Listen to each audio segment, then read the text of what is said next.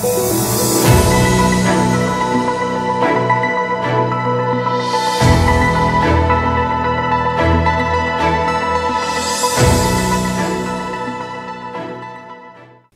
পর্ব কর্মসূচির অধীনে আজ শুনবেন বিশেষ আলোচনা জাতীয় শিক্ষানীতি ও বিদ্যালয় শিক্ষা ব্যবস্থা।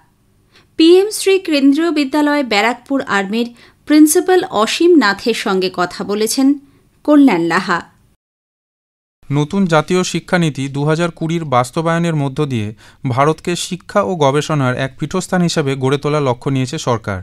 এই লক্ষ্যে বিদ্যালয় শিক্ষা ব্যবস্থা এক গুরুত্বপূর্ণ স্তর। আজ এই নিয়ে আলোচনায় আমাদের মধ্যে রয়েছেন PM শ্রী কেন্দ্রীয় বিদ্যালয় ব্যারাকপুর সেনার প্রিন্সিপাল শ্রী অসীম নাথ। আপনাকে আকাশবাণীতে স্বাগত। ধন্যবাদ। প্রথমে আমি আপনার কাছে যেটা জানতে চাইব সেটা হচ্ছে জাতীয় শিক্ষানীতি 2020 বাস্তবায়নের মধ্যে দিয়ে প্রাক প্রাথমিক এবং প্রাথমিক প্রি প্রাইমারি এবং প্রাইমারি বিভাগে কিভাবে শিক্ষাটাকে আগের থেকে নতুন করে সাজানো হয়েছে। NEP 2020 অনুসারে পুরনো 10+2 কাঠামো পরিবর্তন করে 5+3+3+4 কাঠামো চালু করা হয়েছে, যা প্রাক প্রাথমিক থেকে উচ্চতর মাধ্যমিক পর্যন্ত শিক্ষাকে পুনর্গঠিত করে। এই কাঠামোতে প্রথম 5 বৎসর অর্থাৎ 3 থেকে 8 বৎসর বয়সী প্রাক প্রাথমিক এবং প্রাথমিকের ভিত্তিস্তর হিসাবে গণ্য করা হয়, যা শিশুদের মস্তিষ্কের 85% বিকাশকে লক্ষ্য করে। KBS-এর প্রয়োগে প্রাক প্রাথমিক স্তরে 3 থেকে 6 বৎসর বয়সী শিশুদের জন্য বালবাটিকা বাধ্যতামূলক করা হয়েছে। প্রথম শ্রেণীতে ভর্তির ন্যূনতম বয়স 6 বৎসর নির্ধারণ করা হয়েছে, যাতে শিশুরা প্রস্তুত অবস্থায় প্রবেশ করে। প্রাথমিক স্তরে ক্লাস 1 থেকে 5ম পাঠ্যক্রমকে শিশুকেন্দ্রিক করতে NCERT-এ তৈরি বিদ্যাপ্রবেশ 3 মাসের খেলাভিত্তিক প্রস্তুতি মডিউল চালু হয়েছে, যা 2021-22 থেকে KBS-এ প্রয়োগ হচ্ছে। এছাড়া নিপুণ মিশনের অধীনে প্রথম থেকে তৃতীয় শ্রেণীর শিক্ষার্থীদের মৌলিক সাক্ষরতা ও সংখ্যাজ্ঞান foundational literacy and numeracy FLN পর্যবেক্ষণ করা হয়। স্থানীয় ভাষায় পাঠদানকে উৎসাহিত করা হয়েছে, যাতে শিশুরা সহজভাবে শিখতে পারে। KBS-এ খেলাভিত্তিক পেডাগজি, টয় বেসড পেডাগজি, অভিজ্ঞতামূলক শিক্ষা মানে এক্সপিরিয়েন্সিয়াল লার্নিং এবং ইনক্লুসিভ প্র্যাকটিস অন্তর্ভুক্ত করা হয়েছে, যা শিক্ষাকে আরও আকর্ষণীয় করে।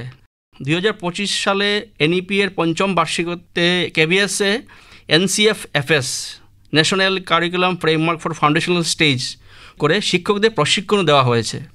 এছাড়া PM শ্রী স্কিমের অধীনে প্রাথমিক এবং প্রাথমিক স্তরে অতিরিক্ত সুবিধা যেমন ডিজিটাল ক্লাসরুম এবং পরিবেশ সচেতন শিক্ষা চালু হয়েছে।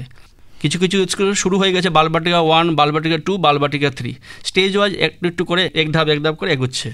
বালবাটিকার কথা আপনি বললেন, তো বালবাটিকায় কিভাবে বাচ্চাদের পড়ানো হয়? হ্যাঁ, বালবাটিকা বা প্রাক প্রাথমিক স্তর, যেখানে শিশুদের খেলাভিত্তিক এবং কার্যক্রম ভিত্তিক শিক্ষা দেওয়া হয়, যা NEP 2020-এর অধীনে NCF-FS দ্বারা নির্দেশিত। পাঠ্যক্রমে অক্ষর সংখ্যা, পরিচয়, সামাজিক আবেগীয় দক্ষতা, সোশিয়াল ইমোশনাল স্কিল যেটাকে বলি আমরা, শারীরিক বিকাশ এবং সৃজনশীলতা বিকাশকে প্রাধান্য দেওয়া হয়। শিক্ষকরা ECCE অর্থাৎ early childhood care and education প্রশিক্ষিত এবং শ্রেণীকক্ষগুলিও সৃজনশীল উপকরণে সজ্জিত, যেমন খেলনা, ছবির বই, art materials, outdoor play area ইত্যাদি। শিক্ষাদান প্রক্রিয়াও কিছু চেঞ্জ হয়েছে, যেমন গল্প, ধাঁধা, আর্ট ক্রাফট, গান, নৃত্য, গ্রুপ অ্যাক্টিভিটিস এবং গেমসের মাধ্যমে শিক্ষাদান করা হয়, যাতে শিশুরা মন খুলে শেখে এবং স্ক্রিন ফ্রি লার্নিং উৎসাহিত হয়। তাছাড়া স্থানীয় ভাষা ব্যবহার করে শিক্ষা দেওয়া হয়, যাতে শেখাটা আরও সহজ হয়ে যায় বাচ্চাদের। KBS-এ বালবাটিকা প্রোগ্রামকে হোলিস্টিক ডেভেলপমেন্টের উপর ভিত্তি করে ডিজাইন করা হয়েছে, যেমন কগনিটিভ, অ্যাফেক্টিভ এবং psychomotor domains, parent teacher meetings, workshop for parents এবং রেগুলার প্রোগ্রেস ট্র্যাকিং চালু আছে।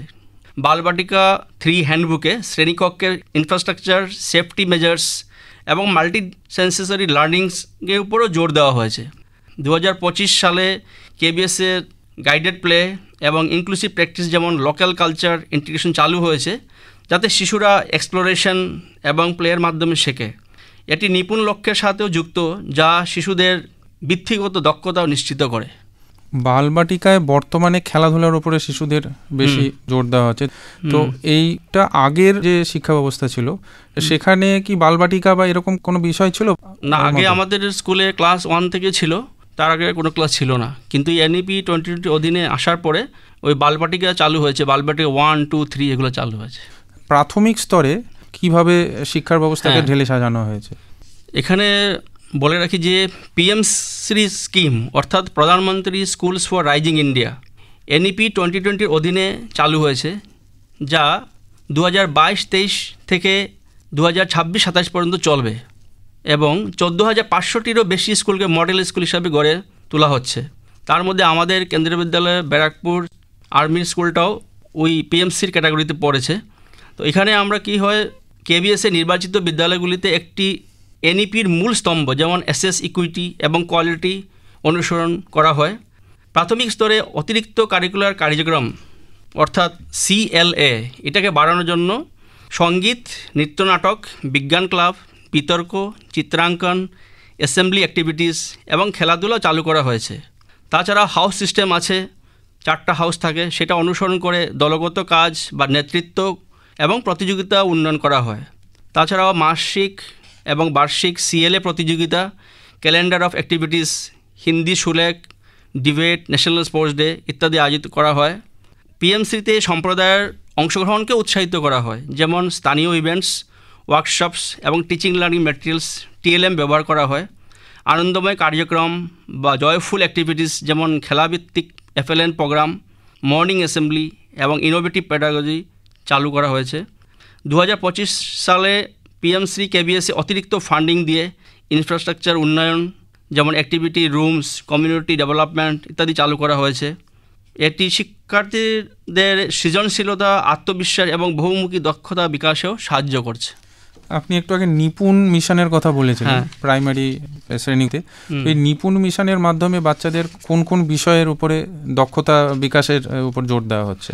হ্যাঁ, নিপুণ অর্থাৎ national initiative for proficiency in reading with understanding and numeracy.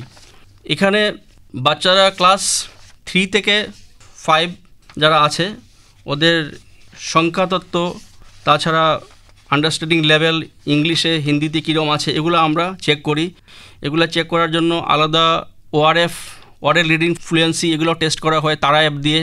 তাছাড়া লার্নিং অ্যাচিভমেন্ট টেস্ট এগুলো নেওয়া হয়। এগুলো নিয়ে সময় সময় বাচ্চাদের দেখা হয় সবসময় বাচ্চারা যাতে রিডিং, তারপরে রাইটিং, লিসেনিং এগুলো যাতে স্কিল ডেভেলপ হয় এগুলোর উপর জোর দেওয়া হচ্ছে। আর খেলাধুলোর বিষয়টা প্রাইমারি এবং প্রি প্রাইমারি ক্ষেত্রে কতটা গুরুত্ব দেওয়া হচ্ছে? খেলাধুলা আগেও হতো, কিন্তু এখন PM-শ্রী স্কিম এসে যাওয়ায় খেলাধুলার জন্য বাড়তি কিছু বাজেট দেওয়া হয়েছে। তাই জাতীয় শিক্ষানীতি 2020 আলোকে কেন্দ্রীয় বিদ্যালয় সংগঠনও শিক্ষার্থীদের সর্বাঙ্গীন বিকাশের জন্য সমন্বিত পদক্ষেপ গ্রহণ করেছে। এই নীতির মূল লক্ষ্য হলো শিক্ষার্থীদের একাডেমিক উৎকর্ষের পাশাপাশি তাদের সামাজিক, আবেগ, নৈতিক, শারীরিক, সৃজনশীল বিকাশও নিশ্চিত করা। তার জন্য খেলাধুলার বিভিন্ন রকম প্রোগ্রাম রাখা হয়েছে। স্পোর্টস ডে করা হয় বা ক্লাস্টার মিট করা হয়, এগুলো বিভিন্ন আইটেম করা হয় যাতে বাচ্চারা সব রকম খেলাধুলায় পারদর্শী হয়ে যায়। ফিট ইন্ডিয়া মুভমেন্টও করা হয়, একত্রীভূত করে প্রতিদিন ব্যায়াম, যোগাভ্যাস এগুলো আমরা করাতে থাকি। শারীরিক কার্যকলাপ চালু করা হয়েছে। পাশাপাশি ইন্টার হাউস এবং ইন্টার স্কুল ক্রীড়া প্রতিযোগিতা, বার্ষিক ক্রীড়া দিবস এগুলো পালন করা হয়। তাছাড়াও 22টি খেলা নিয়ে আমাদের 54তম KBS ন্যাশনাল স্পোর্টস মিটও অনুষ্ঠিত হয়। প্রতিটি বিদ্যালয়ে ওপেন জিম স্থাপন, SBSB স্কিম অ্যাপের মাধ্যমে শিক্ষার্থী খেলাধুলার রেকর্ডও সংরক্ষণ করা হয় এবং PM-শ্রী ফান্ডের মাধ্যমে বাচ্চাদের ক্যারেটে ক্লাস, সেলফ ডিফেন্স প্রশিক্ষণ এগুলোর আয়োজন করা হচ্ছে। এসব উদ্যোগ খেলাধুলাকে শুধু বিনোদন নয় বরং শৃঙ্খলা, দলগত চেতনা, ফিটনেস ও জীবন দক্ষতা বিকাশের কার্যকর মাধ্যম হিসাবে প্রতিষ্ঠিত করছে। ছাত্রছাত্রীদের বিজ্ঞান, কলা, তারপরে বাণিজ্য বিভাগে নতুন করে কোনো মডিউলের মাধ্যমে কি এখন শিক্ষা দানের ব্যবস্থা করা হয়েছে? আমি নতুন শিক্ষানীতির কথা ধরে বলছি। হ্যাঁ, আগেও আমাদের বিজ্ঞান, কলা, বাণিজ্য স্পেসিফাই করা থাকতো এরকমভাবে পড়াশোনা করবে, কিন্তু এখন কিছুটা ইম্প্রোভাইজড হয়েছে। যেমন NEP 2020 অনুসারে একাদশ ও দ্বাদশ শ্রেণীতে বিজ্ঞান, কলা, বাণিজ্যের কঠোর বিভাজন যেটা ছিল ওইটা অপসারিত হয়ে গেছে। শিক্ষার্থীরা তাদের পছন্দ বা প্রতিভা এবং আগ্রহ অনুসারে বিভিন্ন বিষয়ে মিশ্রণ করতে পারবে। যেমন পদার্থবিজ্ঞানের সাথে কলাভিত্তিক বিষয় বা কমার্সের সাথে ভোকেশনাল সাবজেক্টস এটি পাঠ্যক্রমকে বহুমুখী করে যাতে শিক্ষার্থীরা হোলিস্টিক স্কিলস ডেভেলপ করতে পারে। কেবিএসেও এই নীতি অনুসরণ করে মিশ্রিত বিষয়পঞ্জি দেওয়া হয়, যেমন একাডেমিক সাবজেক্টসের সাথে ভোকেশনাল মডিউলস যেমন এআই, ডেটা অ্যানালিস্ট যুক্ত করা। ক্লাস 9 এবং 10 আমরা ভোকেশনাল মডিউলস অ্যাডিশনাল সাবজেক্ট হিসেবে দিই, এবং ক্লাস 11 এবং 12 ফ্লেক্সিবল কারিকুলাম পাথওয়েজ চালু করা হয়েছে। 2025 সালে কেবিএসের পিএমসি স্কিমের অধীনে আমরা কেরিয়ার গাইডেন্স এবং কাউন্সেলিং সেশন চালু করেছি, যাতে শিক্ষার্থীরা স্ট্রিম চয়েস করার আগেই তাদের অপশন বুঝতে পারে। অভিভাবকদের নিয়ে একটা আমরা সভা করি, যেখানে আমরা প্রত্যেকটা ডিপার্টমেন্টের যেটা ভবিষ্যতে যেটা পড়াশোনা করবে, বাচ্চার কোন কোন দিকে যেতে পারে, বাচ্চার সুবিধা অসুবিধা বুঝে সেই দিকে আমরা ওদের দিশা নির্দেশ দিয়ে থাকি। তো এটি এনএপি এর ভিশন অনুসারে, যা একাডেমিক, এক্সট্রা কারিকুলার এবং ভোকেশনাল স্ট্রিমসের মধ্যে কোনো কঠোর বিভাজন রাখে না। শিক্ষার্থীরা এখন সায়েন্স পড়ার সাথে সাথে ফিজিক্যাল এডুকেশনও পড়তে পারছে, কেমিস্ট্রি পড়ার সাথে সাথে আর্টস বা ভোকেশনাল সাবজেক্টও যুক্ত করে পড়তে পারছে বাচ্চারা। দেশপ্রেমের ভাবনা এখন জাতীয় শিক্ষানীতির অধীনে বাচ্চাদের মধ্যে আরও বৃদ্ধি করার বিষয়ে কি কি পদক্ষেপ নেওয়া হয়েছে?